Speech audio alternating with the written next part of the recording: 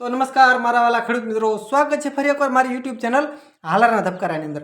તો ખેડૂત મિત્રો, પહેલાં તો મારા બધાને રામ રામ અને જય સિદ્ધનાથ। ખેડૂત ભાઈઓ, આજે આપણે ખાસ ચર્ચા કરવાના છીએ કે રાજસ્થાનની અંદર જીરુની આ વર્ષે મિત્રો કેવા જીરું છે, ઉતારા કેવા છે અને રાજસ્થાન ને ગુજરાત બંને મળીને આ વર્ષે મિત્રો જીરુનો જે કટલી બોરીનો અંદાજ છે, રાજસ્થાનમાં કેટલી બોરી થશે, ગુજરાતની અંદર કેટલી બોરી થશે અને મિત્રો ટોટલ ભારતની અંદર ટોટલ મિત્રો કેટલું જીરું આ વર્ષે 2024ની અંદર કેટલી બોરી ઉત્પાદન થવાનું મિત્રો એક અનુમાન છે। તો તેના વિશે મિત્રો આપણે તેના ડેટા વિશે આજે આપણે ખાસ મિત્રો આજના વિડીયો અંદર ખાસ આપણે માહિતી આપવાના છે। મિત્રો ચેનલની અંદર જો તમે નવા હો તો ચેનલને ખાસ સબસ્ક્રાઇબ કરી નાખજો અને આપણા વાલા ખેડૂત મિત્રોને આપણો વિડીયો મિત્રો સારો લાગે તો ખાસ શેર કરી નાખજો। હવે મિત્રો વાત કરીએ રાજસ્થાનની। તો મિત્રો રાજસ્થાનની મિત્રો બજારોમાં હોળી પછી જીરુની આવક છે તે ધીમે ધીમે મિત્રો વધી રહી છે અને રાજસ્થાનમાં ટોટલ યાર્ડ મળીને રાજસ્થાનની ટોટલ યાર્ડ મળીને હાલની અંદર રાજસ્થાનમાં મિત્રો 15 થી 20,000 બોરીની આવક થઈ રહી છે।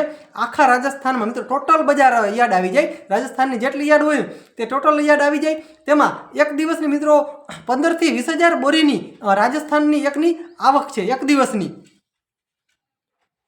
હવે મિત્રો રાજસ્થાનના બાડમેર અને જેસલમેર જેવા જે વિસ્તારો છે તેની અંદર મિત્રો સારા એવા પ્રમાણમાં જીરા પાકે છે અને સારા એવા પ્રમાણમાં જીરાના ઉતારા પણ ત્યાં આવે છે।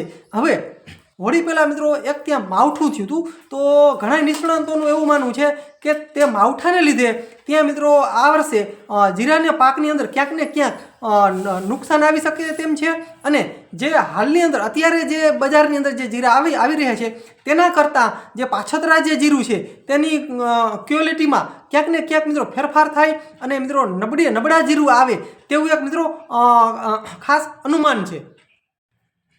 હવે મિત્રો ઉતારાની જો વાત કરીએ રાજસ્થાનમાં તો ખેડૂત ભાઈઓ આ વર્ષે ઉતારા 30 થી 35% દર વર્ષની સરખામણીમાં ઘટે તેવું એક અનુમાન છે। 30 થી 35% ઉતારો ઘટશે એટલે કે જીરું ક્યાંક ને ક્યાંક ઓછા વવાણા છે અથવા તો જે આ આપણે માવઠા ને ટેમ્પરેચરની ગરમીને હિસાબે જે જીરાની અંદર ક્યાંક ને ક્યાંક ઉતારા ઓછા આવી શકે તેમ છે અને મિત્રો માહિતી એવી મળી છે કે 30 થી 35% જે ઉતારા છે તે આ વર્ષે જીરાના ખૂબ ઓછા આવી રહ્યા છે, એટલે ટૂંકમાં આટલા આવી રહ્યા છે।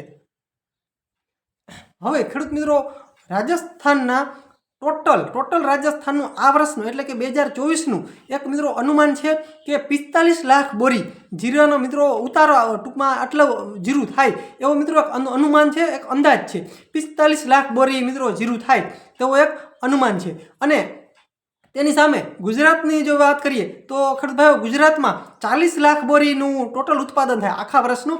ગુજરાતનું 40 લાખ બોરીનું આખા વર્ષનું ઉત્પાદન થાય, 40 લાખ બોરી થાય તેવો એક અનુમાન છે। એટલે આમ જોઈએ તો ગુજરાત કરતાં રાજસ્થાનમાં આ વર્ષે પણ ઉતારા જે આવ્યા હોય તે પણ જીરું ટૂંકમાં વધારે હોય તેવો એક અનુમાન છે, કેમ કે ગુજરાતમાં મિત્રો 40 લાખ બોરીનો જે અનુમાન છે સામે રાજસ્થાનમાં ખેડૂત ભાઈઓ 45 લાખ બોરીનો એક અનુમાન છે। હવે મિત્રો આ એક ખાસ અનુમાન હોય છે, આમાં થોડું જાજુ આડાઅવરું થઈ શકે છે, આંકડામાં થોડો ઘણો ફેરફાર થઈ શકે છે। હવે ખેડૂત ભાઈઓ ખાસ એ તમને કહી દઉં કે બંને મળીને રાજસ્થાન અને ગુજરાત બંને રાજ્ય મળીને 45 લાખ બોરીનું અનુમાન છે મિત્રો। ગુજરાત અને રાજસ્થાન બંને મળીને આમ જોઈએ તો 45 લાખ બોરીનો મિત્રો એક અનુમાન છે, 85 લાખ બોરીનો અનુમાન છે। હવે ખેડૂત મિત્રો એ તમને કહી દઉં કે ભારતને આપણે ઇન્ડિયાને જો ખાધ હોય, ઇન્ડિયાની જીરુની જે ખાધ હોય તો તે છે 63 લાખ આસપાસ છે ઇન્ડિયાની, બરાબર, 63 લાખ બોરી આસપાસ જે ઇન્ડિયાની મિત્રો ખાધ રહેલી છે।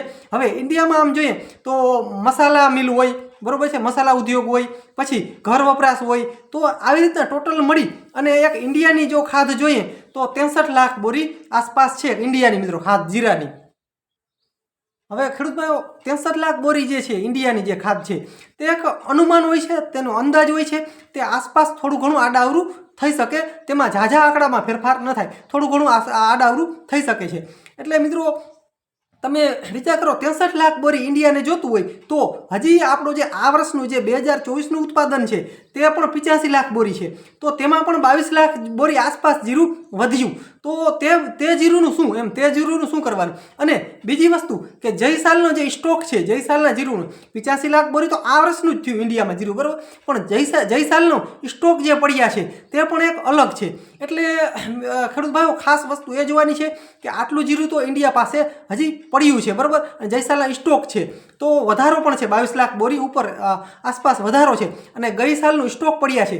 તો હવે આમાં આટલું જીરું છે ઇન્ડિયા પાસે, તો જો મિત્રો જીરું છે તે જો ઇન્ડિયામાંથી મિત્રો જો નિકાસ થાય જીરુંની, બરાબર છે, તો જ ભાવ આગળ સારા ચડે એવી શક્યતા રહેલી છે. બાકી તમે વિચાર કરો, જો નિકાસ ન થાય, અન્ય જ એક્સપોર્ટ ન થાય જીરુંનો જરાય, તો આ જીરુંનું થાય શું? તો જે આ જે ભાવ છે તે આગળના સમયમાં થોડા ઘણા ચડે, પણ વધારે બહુ ચડે એવી શક્યતા નથી. પણ જો મિત્રો આ જે જીરું છે આપણું, તે મિત્રો જો બીજા દેશમાં જો નિકાસ થાય, તો એક્સપોર્ટ થાય, તો ઘણો બધો ઇન્ડિયાને ફાયદો થાય અને ખેડૂતોને પણ ફાયદો થાય. જો મિત્રો નિકાસ થાય તો અન્ય દેશમાં. બાકી મિત્રો નિકાસ ના થાય તો ભાવ આને આ રહીએ, બહુ ખાસ ભાવમાં ફેરફાર ના થાય. થોડો ઘણો આગળના સમયમાં જ્યારે બજારની અંદર જીરુંનો જે અત્યારે જે આવી રહ્યા છે તેમાં મિત્રો આવક ધીમી પડે, ઓછી થાય, અને ત્યારબાદ કદાચ 100-200 રૂપિયાનો ફેરફાર થાય તેવું એક અમારો મિત્રો ખાસ અનુમાન છે. બાકી જો મિત્રો વિદેશમાં એક્સપોર્ટ જીરાનો ન થાય તો આ વર્ષે પણ જીરાની આ જે ભાવ છે તે ટકેલા રહીએ અને બહુ વધારે પ્રમાણમાં કોઈ ખાસ એવા ભાવ ચડે તેવું કોઈ અનુમાન નથી. તો મિત્રો વિડીયો કેવો લાગ્યો?